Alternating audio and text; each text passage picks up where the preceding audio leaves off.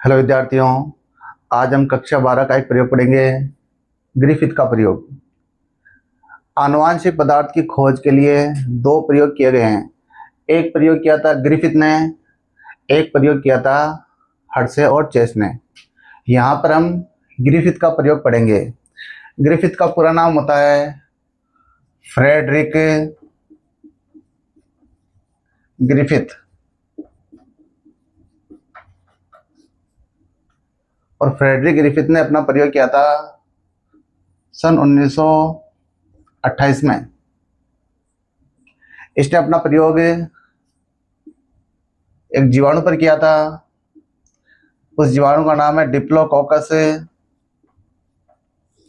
Pneumoniae.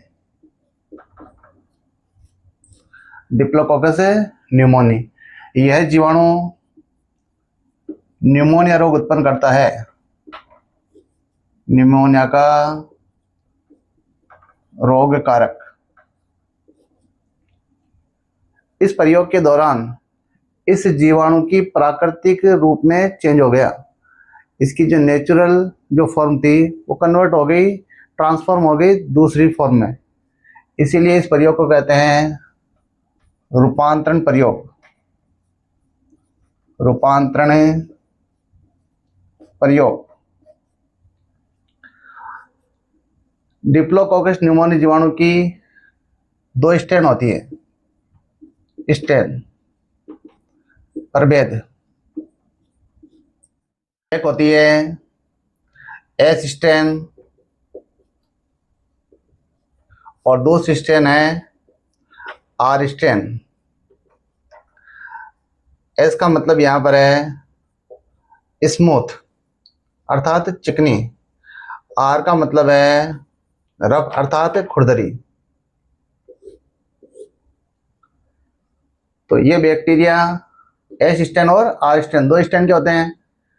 S strain के bacteria इस प्रकार से होते हैं, दो गोल आकृति की कोशिकाएं आपस में जुड़ी हुई होती है। इनके चारों ओर पॉलीसैकेराइड की चिकनी सतह पाई जाती है जिसे कहा जाता है कैप्सूल।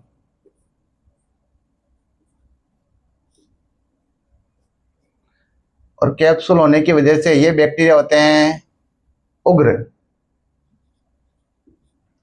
उग्र का अर्थ हो गया न्यूमोनिया उत्पन्न करने वाले। आर स्ट्रेन के बैक्टीरिया के चारों ओर कैप्सूल नहीं होता है, तो ये इस प्रकार से हम बनाएंगे। कैप्सूल नहीं बनाना यहाँ पर। और ये बैक्टीरिया अनुग्र होते हैं अर्थात न्यूमोनिया उत्पन्न नहीं करते हैं। ग्रिफिथ ने क्या किया, इन दोनों स्ट्रेन के बैक्टीरिया को चूहे में इंजेक्ट कराया, मतलब इंजेक्शन के द्वारा प्रवेश कराया। सबसे पहले एस स्ट्रेन के बैक्टीरिया को प्रवेश कराया। एस स्ट्रेन चूहे में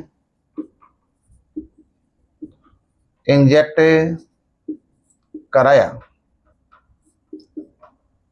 और पाया कि कुछ दिनों बाद चूहा मर गया। चूहा क्यों मर गया? क्योंकि ये बैक्टीरिया चूहे में न्यूमोनिया उत्पन्न कर देते हैं और उसकी वजह से चूहा मर जाता है। फिर आर स्ट्रेन के बैक्टीरिया को चूहे में इंजेक्ट किया। आर स्ट्रेन चूहे में इंजेक्ट कराया तो पाया कि चूहा जीवित रहा। चूहा क्यों जीवित रहा? क्योंकि इस स्ट्रेन के जीवाणु न्यूमोनिया उत्पन्न नहीं कर सकते हैं। फिर क्या किया, इन एस स्ट्रेन के बैक्टीरिया को गर्म करके मार दिया। गर्म किस प्रकार से किया? जैसे ये परकनली है, परकनली के भीतर ये संवर्धन माध्यम है और इसमें मान लो ये एस स्ट्रेन के बैक्टीरिया है। यहां से गर्म करेंगे तो गर्म करने पर ये मर जाएंगे। तो इस प्रकार से गर्म करके मारे गए एस स्ट्रेन के बैक्टीरिया को चूहे में इंजेक्ट कराया। ताप मृत एस स्ट्रेन चूहे में इंजेक्ट कराया तो पाया कि चूहा जीवित रहा, क्योंकि मरे हुए एस स्ट्रेन के बैक्टीरिया न्यूमोनिया उत्पन्न नहीं कर पाते हैं। उसके बाद ग्रिफिथ ने आर स्ट्रेन के साथ तापमृत एस स्ट्रेन के बैक्टीरिया को चूहे में इंजेक्ट कराया, यानी आर स्ट्रेन प्लस तापमृत एस स्ट्रेन दोनों ही बैक्टीरिया चूहे में इंजेक्ट करा दिए। आर स्ट्रेन प्लस तापमृत एस स्ट्रेन चूहे में इंजेक्ट कराया तो पाया कि चूहा कुछ दिनों बाद मर गया।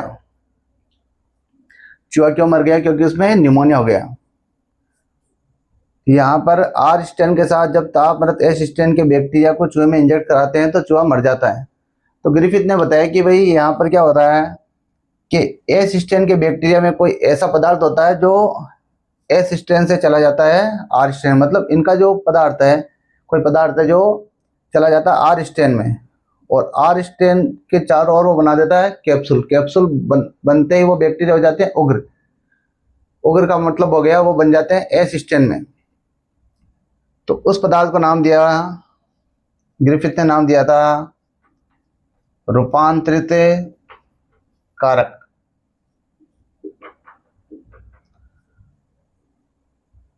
तापमृत एस स्ट्रेन में कोई रूपांतरित कारक नाम का पदार्थ होता है, यह चला जाता है आर स्ट्रेन में और आर स्ट्रेन के चारों ओर बना देता है कैप्सूल। कैप्सूल बनते ही ये हो जाते हैं उग्र। उग्र मतलब एस स्ट्रेन में रूपांतरित हो जाते हैं और चूहे में न्यूमोनिया उत्पन्न कर देते हैं, जिससे चूहा मर जाता है।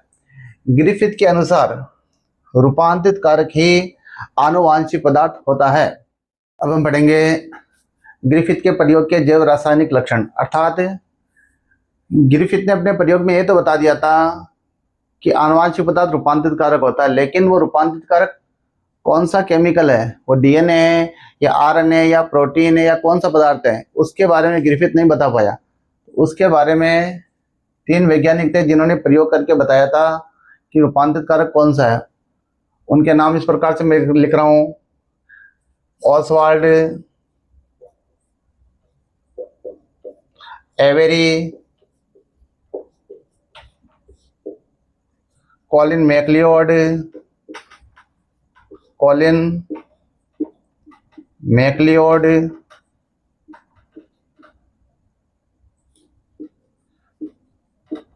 McLean, McCarty. इन वैज्ञानिकों ने 1933 से 44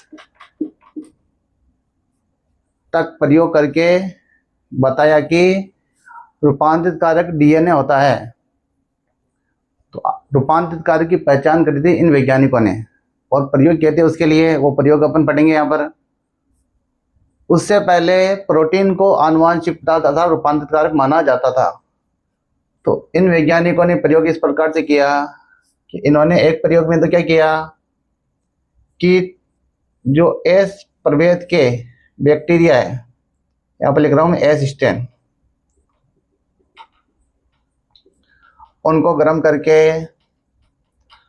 मार दिया, जिसकी वजह से उनकी संरचना नष्ट हो गई। और नष्ट होते ही इनके अंदर का जितना भी मटेरियल है वो संवर्धन माध्यम में आ गया। फिर उस संवर्धन माध्यम से, जिसे आप बोल सकते हैं तापमृत एस स्ट्रेन का निचोड़ या सार, उस निचोड़ से, उस सार से 3 घटकों को अलग अलग किया। कौन कौन से घटक हैं? एक तो डीएनए,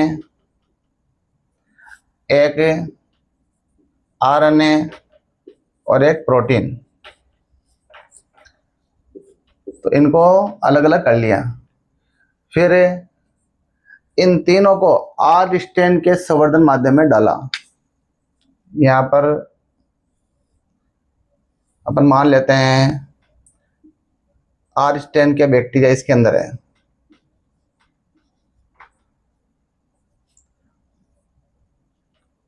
तो इन पदार्थों को डाला और चेक किया कि रूपांतरण कहाँ हो रहा है।